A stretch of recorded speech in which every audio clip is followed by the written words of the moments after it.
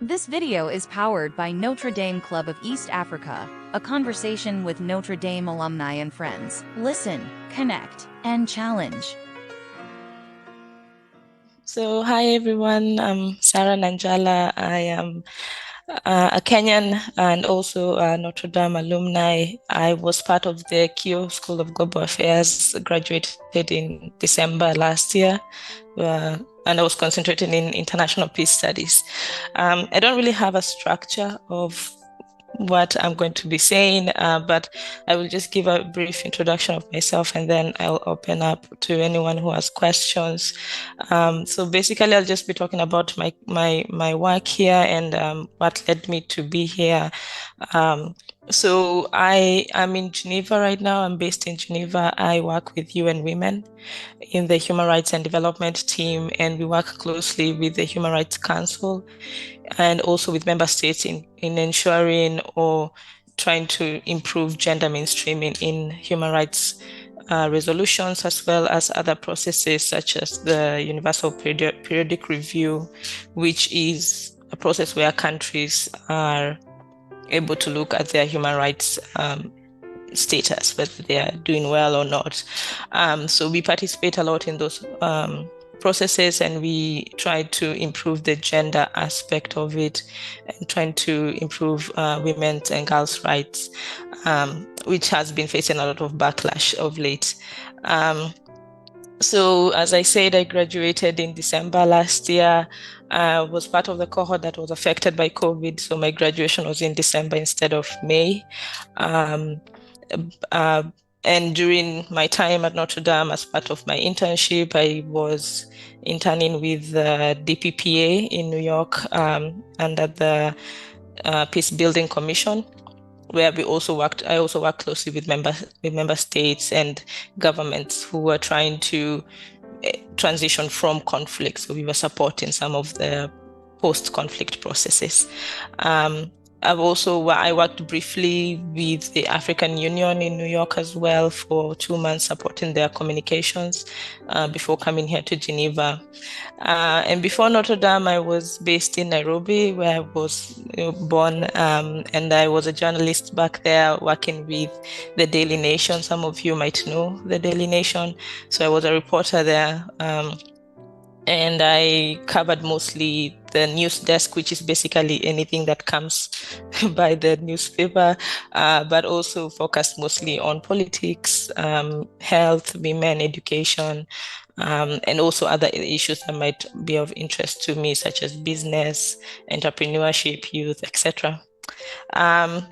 So that is just a bit of like my journey, how I came from so the reason why I changed like from journalism to what I'm doing right now is because like as a journalist, I kind of felt like I wasn't really like I was reporting on various issues that was going on in the country and also like wider, like in East Africa and Africa, but I wasn't really doing much to be part of that change. I was just highlighting, this and this is happening, but I wasn't doing anything per se to resolve that issue. So that's what kind of led me to think of a career change, which then led me to Notre Dame, and then to where I am right now. So that is me in a nutshell. I don't know if people have questions. I'd be happy to respond to any of the questions or to clarify some of the aspects that I've briefly mentioned. But yeah, I want this to be like a very open conversation. Okay, tell us about your journey growing up. So I was born and raised in Nairobi. So I'm very much of a city girl. For those Kenyans in the house, there's this term called city girl. Um, so so my whole life has been in the city, and I went to public school most of my life. Same to secondary school was also, you know, in public school as well. I was very studious growing up. I actually wanted to be a doctor, but then that did not pan out. But now, yeah, so I was more attracted to doing journalism because I kind of like to be Like I like jobs that are like in the office, and also like I can go into the field and I kind of interact with people, and also kind of bring some kind of change in the process. Um, and so I kind of got that a bit from the work that I was doing as a journalist at the Nation Media Group. Um, and some of the interesting things that I covered was, for example, um, like there was like a by-election in Kibra, which, for some people might know that it's usually a very tense area. Yeah, and it kind of became very tense, and there was a lot of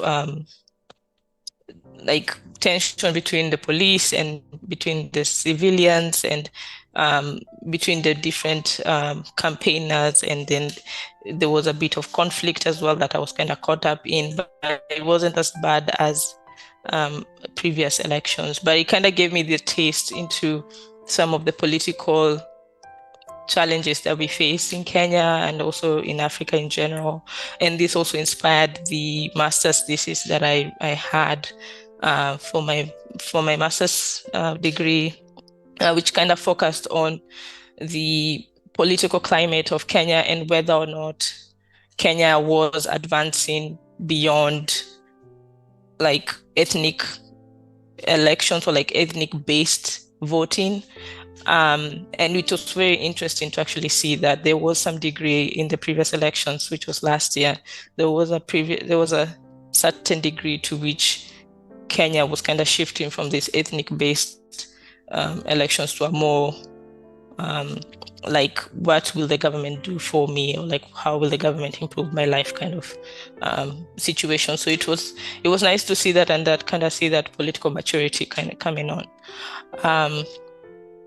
So yeah, so that is kind of my whole journey into from growing up to where I am right now.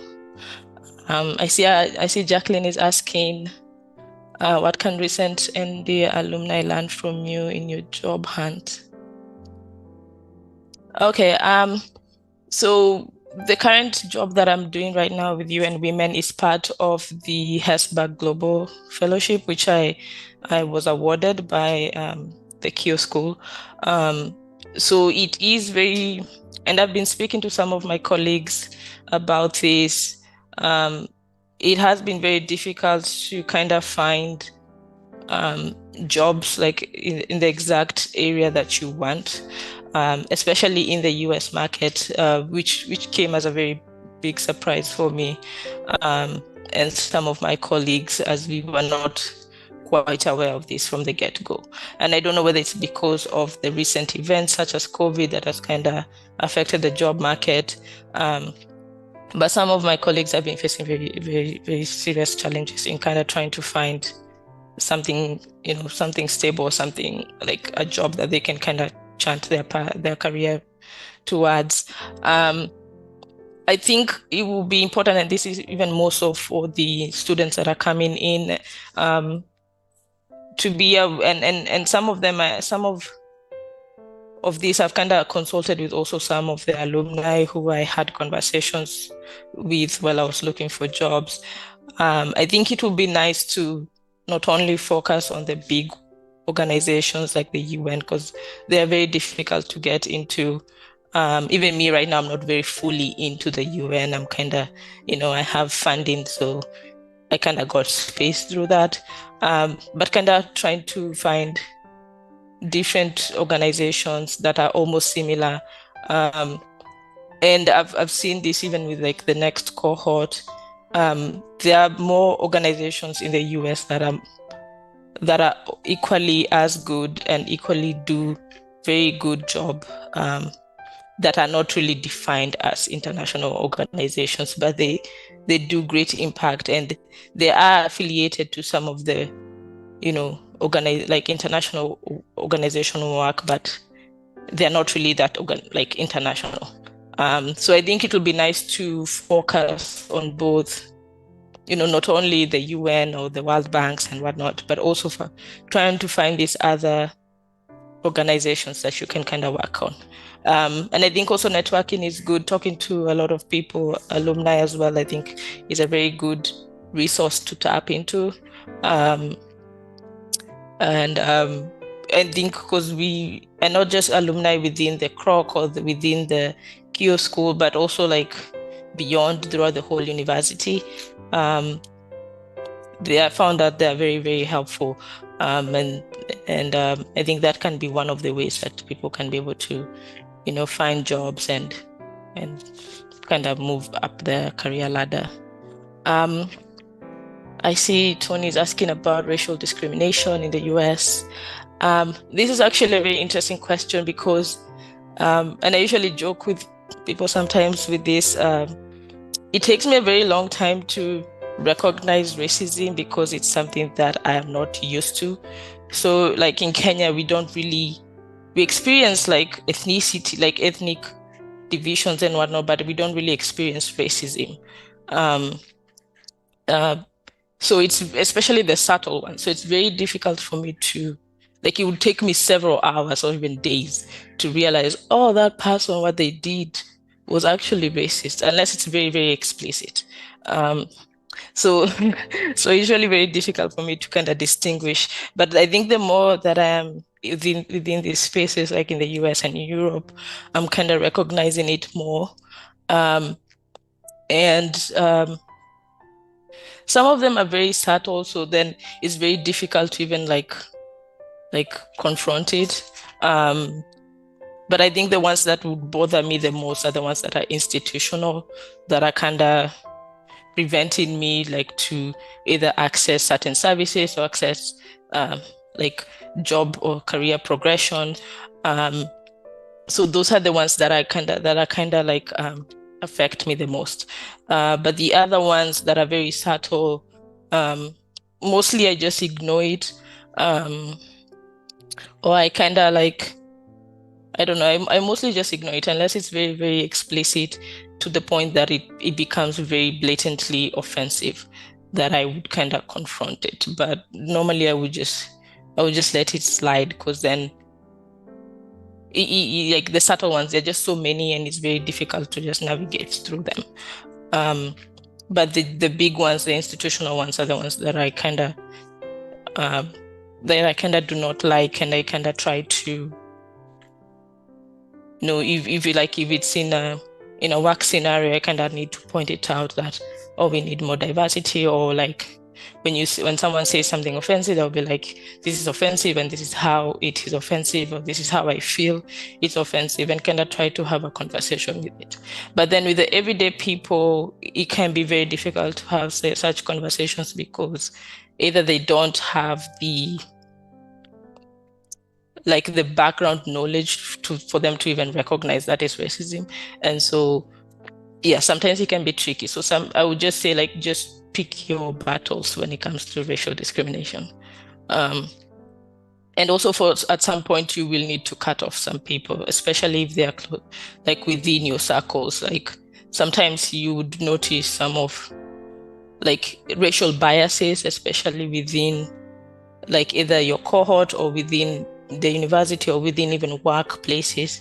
And it gets to a point like even confrontation is just, it cannot work. So you just need to cut off such people. Someone is asking about the state of media freedom in Kenya. It's definitely been declining, and I think it depends on who is in charge politically. And also the media has kind of intertwined itself a lot with the government. And this goes to like the issue of funding, because we know government is like the biggest advertiser for newspapers and for media houses. So it kind of becomes very tricky when you talk about media freedom in Kenya, because then you don't want to cut off the arm that feeds you. So it can become a very tricky situation for media owners as well. And also another issue is that the media owners are not journalists. So the CEOs are people who are in business, they have MBAs or whatnot. So they're not really journalists. So they don't really know about media freedom per se. So then they would make certain decisions that are good on a corporate perspective, but then harm media freedom or the rights, or like the right of journalists or right of information or freedom of speech. And then when it comes to like political leadership, there was an instance, for example, in Kenya where I think the government pulled funding or pulled all the advertisements from, I think it was from the Daily Nation or from the Nation Media Group, because there was an article that was published that was against the government, and also there was the person who wrote that article was fired. So those are some of the instances. But I think compared to other countries, Kenya does have a relatively good media freedom space, and also like freedom of speech generally, because when I see Twitter, people talk about the government a lot, and they criticize the government. So there is some sort of freedom of speech in the country. But then when it comes to certain lines, then it can cause serious repercussions, especially for the media owners, as they can lose funding. The other question to the broader audience, yeah, this is a good question, because I wouldn't say that I was born in a well-off family. I was very much a middle-class family, almost not low, but close to very low, because it was a struggle growing up. I think for studying abroad, for me, it was a very clear-cut decision that I wanted to do my master's abroad. Like once I got my undergraduate degree, I knew that I wanted to do my master's abroad, so I focused all my energy towards finding scholarships, finding universities that I can go to, which programs to do. And I spoke to a lot of people to give me advice, like, which universities should I go to, what programs should I do, all that. And I could say that it paid off, because then I did get the scholarship to come to Notre Dame and do the program that I did. So I would encourage someone to have like very clear-cut goals, and very, because when it comes to like studying abroad and scholarships, you can say there is some aspect of luck, but then on top of being lucky, you need to kind of work towards that goal. So you need to have this goal and just like focus all your attention to it. And also when I see like a lot of people who come to ask me about, I want to go study abroad, and then you ask them like, what do you want to study? And they're like, oh, anything. So then it just shows that they just want to leave the country, but they don't know what they want to leave for. Like they don't know what they want to do abroad, or what to study. So people need to have like, it doesn't need to be very structured goal, but at least have a general idea and then focus towards that general idea. And this I speak from experience, and getting some of the scholarships and kind of moving abroad not only elevates you from an undergraduate degree to a master's degree or maybe a PhD, but it also kind of exposes you to different cultures, different lifestyles, and it kind of makes you a better global human being. And of course it transforms your life, and I think it's something that people need to, when you're going for it, like you kind of need to be very serious and dedicated towards it. And that's what I did, and that's what I would encourage other people to do.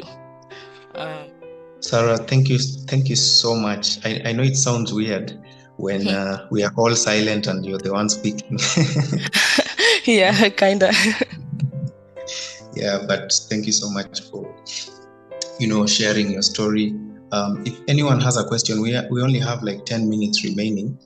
So I wanted it to be, like focused on the speaker, and that's why we all went silent and all the questions were coming from the chat, because we wanted to give you all the time to speak.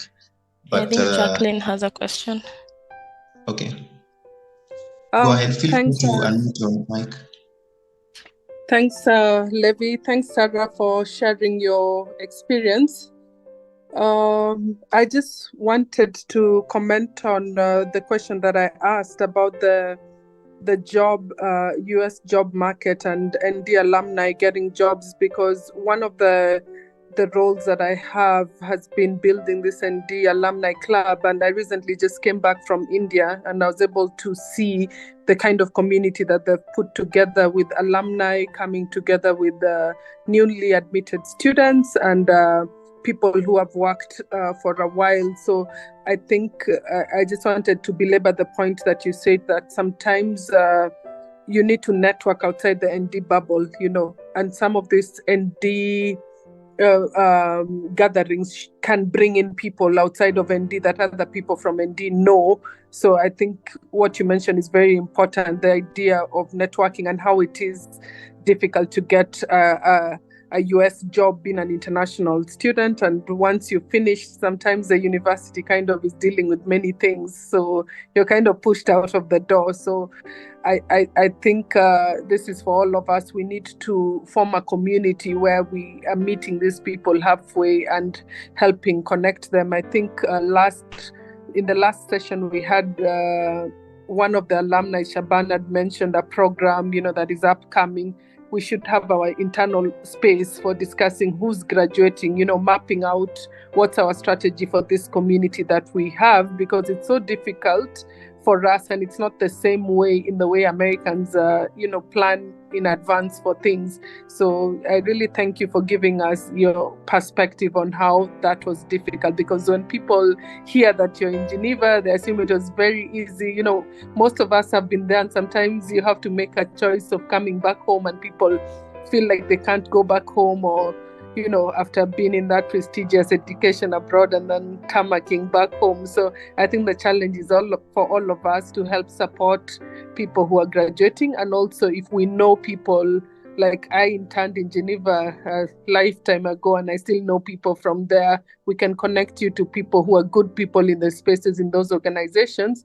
And the other thing is, you need to have an open mind in terms of what you wanted to do for work and what's available, so you can switch in between careers. People move around, and in different stages of your careers, your interests will change, varying, upon what's available in the job market, so you can adapt to new skills. So I just wanted to throw that out there for everyone as part of these discussions in this forum. Thank you, Sarah, for sharing your experience. It's very interesting. Thanks, Levi, for the opportunity to speak. Yeah, and I completely agree with you. And also, I think another thing that we can do is kind of have like a kind of like a list of all the alumni that we have from the East Africa region, like in one document, so that if someone needs to reach out to someone, they can just refer to that document and either email them or kind of reach out to them. And also put like where they're based, whether it's like in Nairobi or in Geneva or in the US, so that it can be easy for someone to be like, or they have worked, I can also access their LinkedIn or something like that. I can be like, oh, this person worked here, I would like to work there. So it will be a nice way to reach out to them. So I think once we, when we have this like list, which I've seen in other forums, and it kind of helps, especially if you need to reach out to, people in organizations that you don't really have direct access to, but someone in the alumni network has. And I think, networking is definitely a very big part of the job hunt process. Wow, that's a great idea. I will take an action on that. I'll create a spreadsheet online for people to fill. I'm seeing Rosette Morrison. She previously shared her experience, her 30 years experience in, United Nations, in the legal space. Do you have any comment, Rosette? We have just a few minutes remaining. Hello, everyone. Yeah, I do encourage Levi, if you can get in touch with the alumni headquarters. As you know, I'm a double dipper because I'm also very active in the alumni club here in The Hague.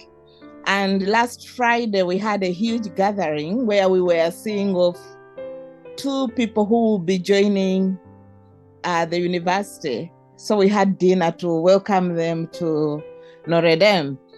And one of the observations made is that the head office, the alumni head office, can actually avail you a list of alumni, all those who have completed forms, so that you can have it. And it is easy for us to have that, those contacts. But yes, internships is a very, very good way to get your foot into most organizations. 80% of the people working with the United Nations were interns or junior professionals at some kind, at some time. And alumni should use their positions. Like I said, I fundraised, the university gave me $100,000 for 15 years, which I used to bring interns from developing countries to The Hague and Arusha, those in law and international relations. And I was working on a similar program with Professor Gurule. Those of you from law school would know Professor Gurule. He teaches international law. And the university was willing again to do this. And then COVID happened, and then my election, and then I left. But it is worthwhile following up and initiating. We can actually get money from the university, if properly organized, to place people with international organizations. And while people are there, they shine. And when they shine and the job comes up, it is easier for managers to think, oh, this intern who was here was very sharp. And then they look out for this intern. Thank you. Yeah, I completely agree with you. And even with the work that I'm doing right now here in Geneva, my supervisor is actually a Notre Dame alumni. So the alumni network is definitely a very good resource. And the link I shared on UN Jobs, please make use of it. It's got a lot of work. It's got a lot of jobs, more than 7,000 vacancies. I believe that once you have sort of tasted international experience, you may remain home if you are really home, minded, but you will still be able to work for an international organization. It is rewarding in that you have bigger impact, but it's also rewarding for your own benefit. Thank you.